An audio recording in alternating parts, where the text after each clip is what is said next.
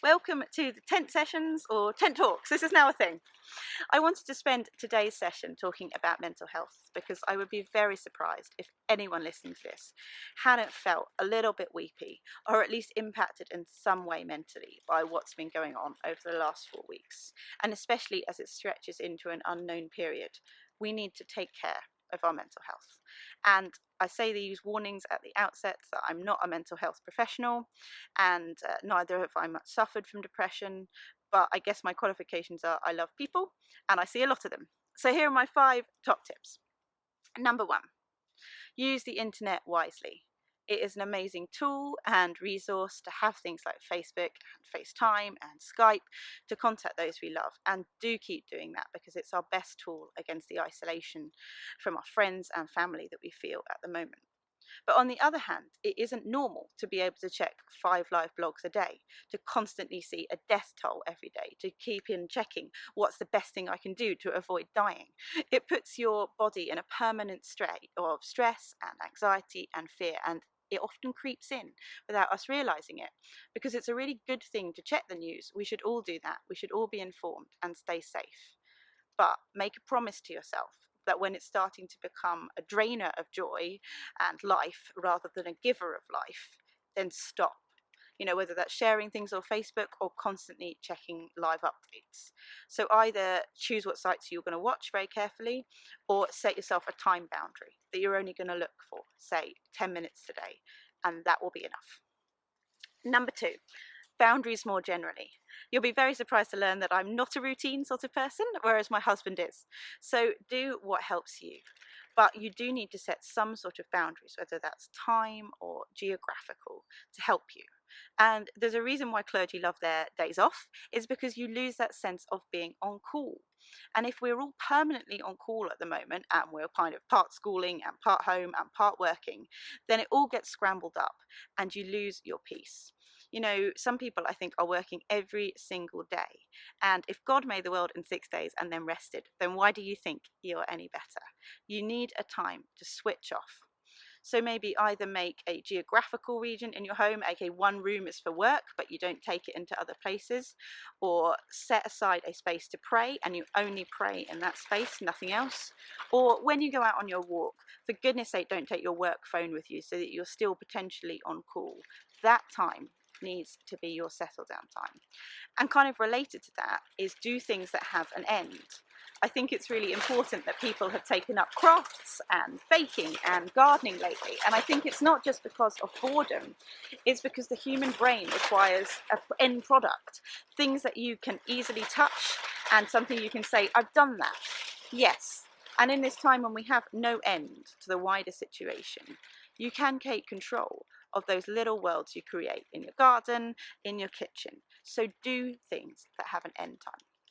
Number 3, be gentle with yourself. Even people that seem the most sorted in this, I don't think actually are. We're all incredibly different, and if you're comparing yourself to others and how they seem like they're doing okay, then comparison is a thief of your joy, and don't let that in to steal it. We all need to weep about some of the things that are going on in this situation. And we all take different times to process things. So if you are processing things more slowly than others and you just don't know when you're going to feel okay again, be gentle and bring it to the Lord in prayer. Because although, as you know, I don't normally read from the King James Version, I think that this rendering of 2 Timothy 1:7 is one of the most beautiful ways that you can say it. For God has not given us a spirit of fear, but of power and of love and of a sound mind. So that's what he promises us. And it wouldn't be there unless people 2,000 years ago had been fearing about something, we don't know what, and in need of a sound mind. And again, doesn't that bring you encouragement that the human brain has not changed that much in 2,000 years? The disciples weren't, again, as we often say, superhuman. They were like us, and they needed reminding that they need a sound mind, which is a gift from God. That doesn't mean you're not going to cry. That doesn't mean you're not going to feel stressed out by things, but pray for the gift of it. And there's a song come out very recently from a worship collective I like called Cageless Birds, and I'm going to link to that at the end, and it is based on this verse. And it's not going to be everyone's cup of tea because it's the same words basically for 10 minutes, but I actually find that letting that truth wash over you, giving God those 10 minutes to remind yourself of what he promises you, is very valuable, and it's a beautiful song.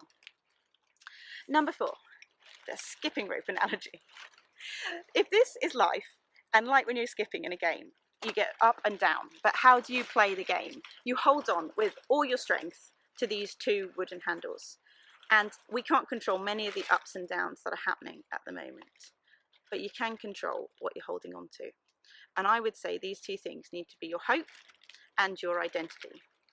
Hope is so critical. Without it, I think we're nothing. And what is Christian hope? Christian hope is that despite everything that's going on, despite how much the world is shaking, Jesus is our rock, he is our fortress, he is steadfast, and the truth about him and his kingdom never changes. So put your hope in him, because everything else is shaking at the moment. But this one, I think, also needs to be identity. Hold on to that in a time when you don't know what you are anymore. You used to be someone who enjoyed a coffee with friends. You used to not be a school teacher, and now you kind of are. What is your role? Have you lost your job? What does that make you? And we have all these questions. But our identity as Christians, as we know, is that first and foremost, we are sons and daughters of God. And that doesn't change in whatever circumstances. So however much this bit goes up and down, hold on to these 2, hope and your identity in the Lord with all your strength. And number 5, thankfulness. I know that sounds a bit trite, but it's actually a mindset. And if you can start each day with 5 things that you're thankful for, and if you can end each day with 5 things that you're thankful for, it will shift your whole mind perspective, however hard it is to do that. It's perfectly biblical. You know, we're told to thank him and praise him and come into worship with a thankful heart, but we should live our whole lives like this. And you have that choice, even when you don't think there are many things to be thankful for. Even if one of the things you can say is, well, the sun is shining today. That's a great thing. Say it, because how you think shapes your whole day. That's why your mind and looking after it is so key. And it was funny that even yesterday in a conversation with Sylvia, I ended it by saying, oh, I'd love a bit of silence. And she said, I've got too much silence.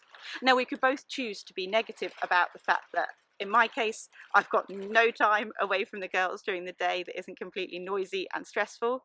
And she could be saying, well, she just got way too much silence and that makes her miserable. Or we could say, silence is a blessing. It allows me to focus my mind on God and away from distractions that we normally have. And I can say, I'm really blessed to have a family, to have 2 beautiful girls and a husband at home. Let's be thankful for that. So I'm going to end with something that is apparently attributed to the Pope. I don't know if it is him, but it's a great prayer about thankfulness, or a great statement. And it just made me cry the first time I read it, but it's so powerful. Tonight, before falling asleep, think about when we will return to the street, when we hug again, when all the shopping together will seem like a party. Let's think about when coffees will return to the bar, the small talk, the photos of us standing close to each other. We think about when it will all be a memory, but normality will seem an unexpected and beautiful gift. We will love everything that has so far seemed futile to us. Every second will be precious. Swims at sea, the sun until late, sunsets, toasts, laughter. We will go back to laughing together. And in some ways that's so bittersweet, because it's reminding us of what we don't have at the moment. But isn't it a beautiful reminder to keep us thankful for those things that seemed ordinary? Like it said, normality will seem an unexpected and beautiful gift. So let's rejoice in what we have, but also the fact that we are so loved and treasured, and that every single thing around us that God gives, from the normality part that we're missing at the moment, is a gift. So those 5 top tips again. 1, use the internet well. 2, boundaries in lots of areas. 3, be gentle with yourself. 4, cling on to your hope and your identity with everything that you have. And 5, be thankful. I hope that helps. We love you. We're praying for you. God bless.